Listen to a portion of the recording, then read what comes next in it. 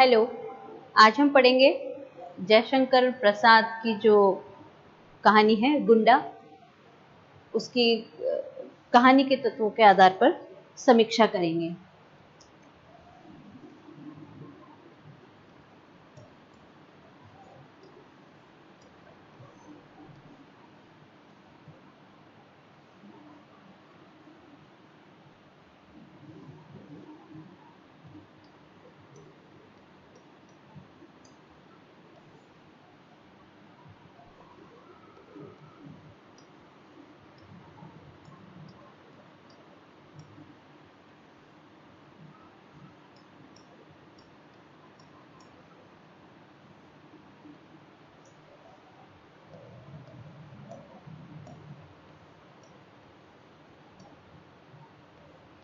इसके हम पॉइंट पहले देख लेते हैं। इनका कथानक की चर्चा की जाएगी। दूसरा है पात्र एवं चरित्र चित्रण। तो इस कहानी में कौन कौन से पात्र रहे हैं और उनका चरित्र किस प्रकार का था।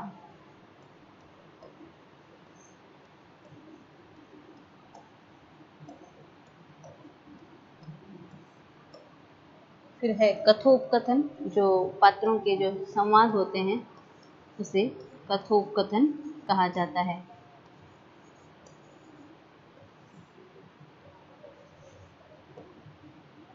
फिर है देश काल एवं वातावरण।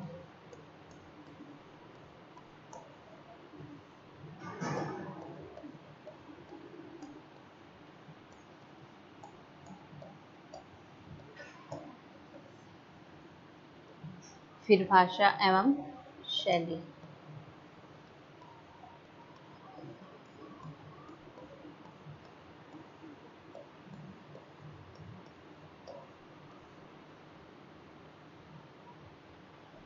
फिर गुंडा कहानी का उद्देश्य।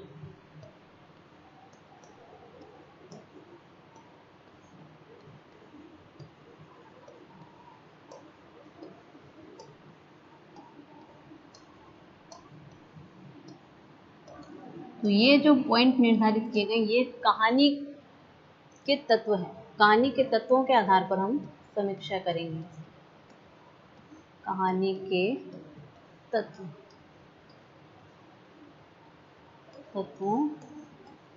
के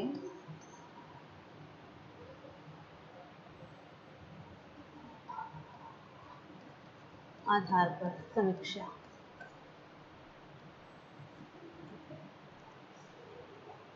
तो जयशंकर प्रसाद की जो ये कहानी एक समूचे योग तथा समस्त भावधाराओं में तारतम्य लाने के प्रयास से उन्होंने अपनी संवेदनाओं को विस्तृत करके कथा में उपस्थित कर देते हैं और प्रेम की उदारता और कर्तव्य की महानता, व्यक्तित्व और राष्ट्रीयता में सामंजस्य करके कल्पना के रंग उनमें सजा करके आदर्श और यथार्थ का समन्वय करके इस कहानी का निर्माण जयशंकर प्रसाद द्वारा किया गया है।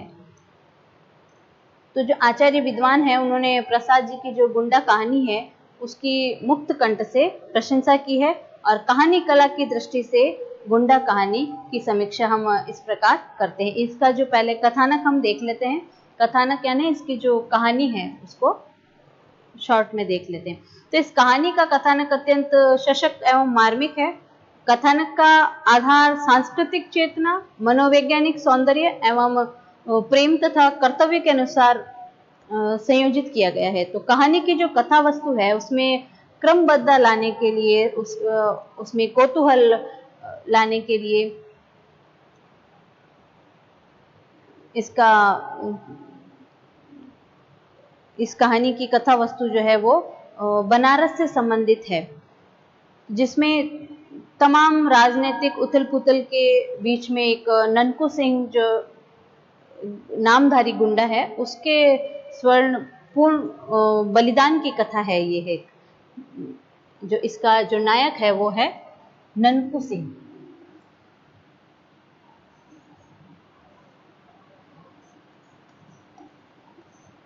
जैसे कि नाम से ही पता चल रहा है गुंडा, तो उसको गुंडा कह करके संबोधित किया गया है इस कहानी में।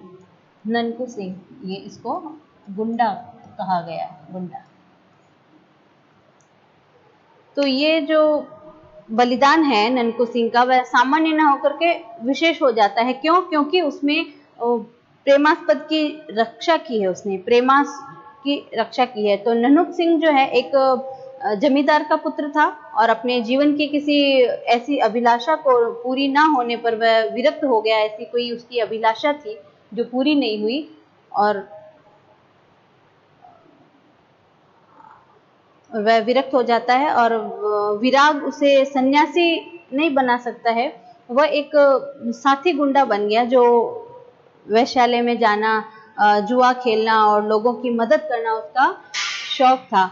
और वह जुए में जीती गई जितनी भी उसकी धनराशि होती थी वो गरीबों में बांट देता था। तो वैश्यालयों में जो मुद्रा सुनने का जो शौकीन था, वो एक मौलवी नाम था जिसका, अनुकुंडा मौलवी था उसका नाम, कि क्रूर जो आचरण से क्रुद्ध होकर के उसने बनारसी झापड़ मारता है उसको। तो कोबरा जो है अंग्रेजी की चापलूसी करने वाला एक दुष्ट प्रवृत्ति का व्यक्ति होता है। वह अंग्रेज रेजिडेंट्स के पास जाकर के पूरा हाल सुनाता है। अब हम ये इसका कथानक है, अब हमने इसमें शॉर्ट में छोटे रूप में इसकी कथानक समझा कि कहानी क्या है, उसका सार जो हमने समझा। फिर इसका पात्र एवं चरित्र चित्रण। तो गुंडा कहानी के पात्र बहुत ही सशक्त हैं। इसके पात्रों में ननकू सिंह, बौद्ध सिंह, मलुकी, दुलारी, कुकड़ा, मौलवी, पन्ना, राजा चेतन सिंह और लेफ्टिनेंट इंस्पेक्टर तथा मणिहार सिंह आदि है। और ननक सिंह बाबू निरंजन सिंह के पुत्र हैं और वो पन्ना से प्रेम करते हैं, लेकिन प्रेम में असफल होने के बाद गुंडा का रूप वह धारण कर लेते हैं। और पन्ना को प्राप्त ना कर सकने के बावजूद उनकी जो प्रेम भावना है वो पन्ना के प्रति कभी कम नहीं होती है। और संकटा पन्ने और उसके पुत्र चेतन सिंह को बचाने के लिए ननकू सिंह ने अपना सर्वस्व न्यौछावर कर देते हैं। और चरित्र का जो सर्वाधिक उदार पक्ष है यही उनका।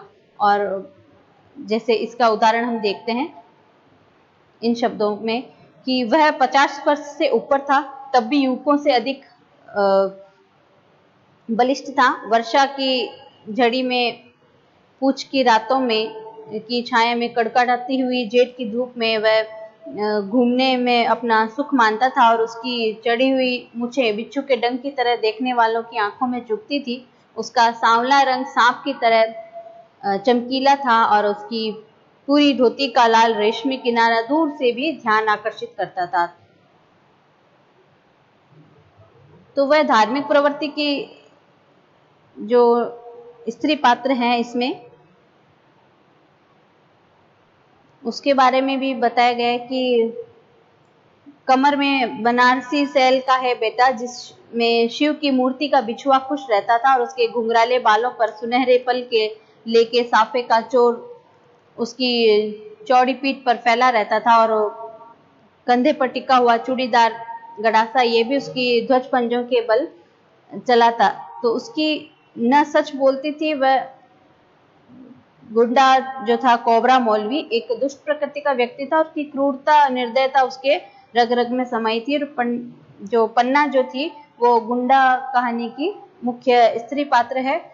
तो वह धार्मिक प्रवृत्ति की नारी है। और जो ननकू सिंह है और पन्ना है उसमें पारस्परिक प्रेम होता है, किंतु उसका विवाह जो होता है और जो कन्या होती है उसका विवाह बलवंत सिंह से हो जाता है। तो इस प्रकार हम कह सकते हैं कि जो गुंडा कहानी में प्रसाद जी ने जिन जिन चरित्रों की सृष्टि की है वह कहानी की कथा वस्तु को सशक्त बनाने में महत्वपूर्ण योगदान रखते हैं और वह समर्थ भी हुए हैं। फिर है इसका कथोपकथन।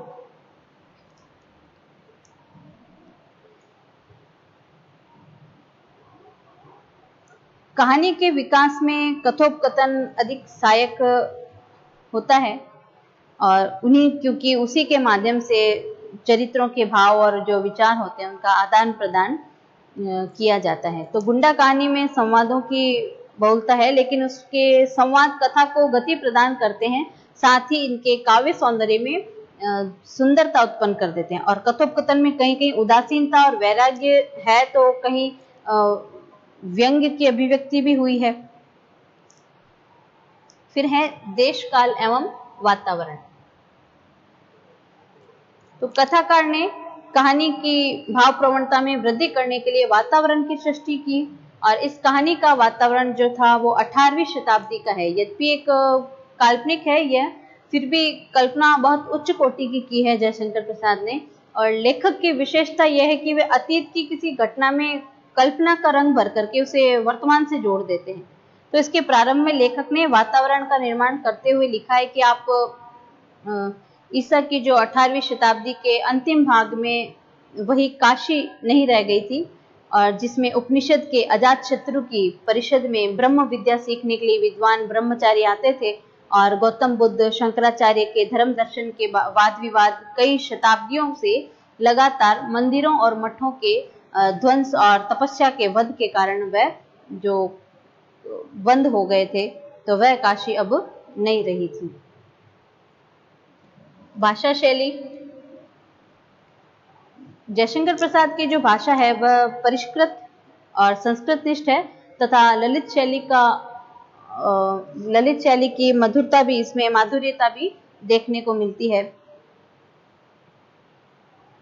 तो भाषा शैली का स्वाभाविक कलात्मक और सशक्त कवितापूर्ण चित्रण और अलंकार विधान और तत्सम प्रधान रोज भाषा के कारण या कहानी प्रसाद की जो प्रतिनिधि कहानी कही जा सकती है।